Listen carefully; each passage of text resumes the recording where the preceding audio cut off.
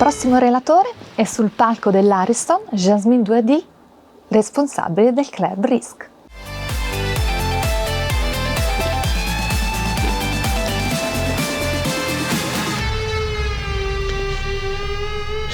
Alors, le risque est quelque chose qui est imprévisible par définition.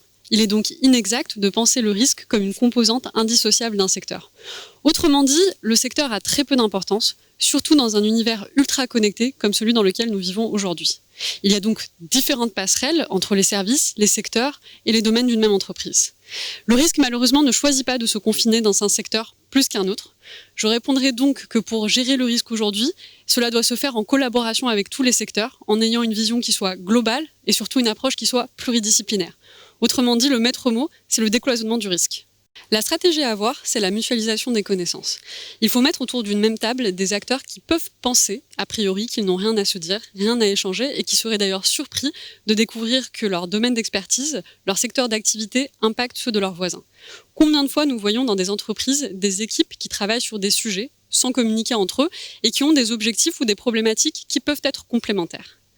Je dirais donc qu'aujourd'hui, ce que nous avons besoin de mettre en avant, ce sont des rencontres, des échanges, des tables rondes où nous rassemblons ces acteurs du risque sous un même toit afin d'ouvrir la discussion. Les nouvelles technologies peuvent être effectivement un risque comme elles peuvent être une opportunité.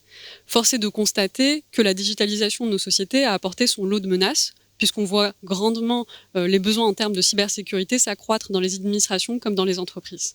On peut aussi imaginer le risque politique. Certains gouvernements ont d'ailleurs utilisé les technologies pour pouvoir avoir du monitoring, contrôler leur population. Alors, il est évident que les nouvelles technologies peuvent apporter des risques. Cependant, elles ont aussi leur lot d'opportunités. Regardons ce qui s'est passé récemment grâce au confinement, donc qui était un risque que nous ne pouvions pas prévoir, pour lequel nous n'étions pas préparés. Les nouvelles technologies ont permis notamment à des commerces de survivre via le e-commerce et a permis à des individus d'accéder à des biens qu'ils n'auraient pas pu accéder sans se déplacer. Donc effectivement, les nouvelles technologies peuvent permettre de nous protéger, si et seulement si nous gardons en mémoire qu'effectivement, elle a aussi son lot de risques. Les deux choses les plus importantes n'apparaissent pas sur le bilan d'une entreprise: sa réputation et ses employés. Vous reconnaîtrez la déclaration de Ford. Ford qui a œuvré pour améliorer le niveau de vie et la qualité de ses employés, tout en étant un homme d'affaires. Ces deux conceptions peuvent paraître antinomiques et pourtant elles ne le sont pas. Aujourd'hui, pour pouvoir permettre à une entreprise d'avoir de meilleurs profits, il est nécessaire de mettre l'humain au centre, c'est-à-dire de faire ce qu'on appelle des life first choices, pour permettre une meilleure qualité de vie et donc une plus grande productivité.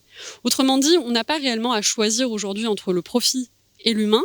C'est un process dans lequel la première étape doit toujours être le bien-être des individus, qui par la suite permettra effectivement le profit que nous attendons ou qu'une entreprise peut rechercher. Cependant, le profit, lui, ne garantit pas le bien-être des individus. Alors oui, je pense qu'aujourd'hui, les entreprises prennent conscience que le bien-être de leurs employés est quelque chose d'essentiel et d'important à la pérennité de leur entreprise. Preuve aujourd'hui au World Protection Forum, nous avons des acteurs provenant du monde de l'entreprise, nous avons des administrations, nous avons des associations, nous avons des membres de l'éducation.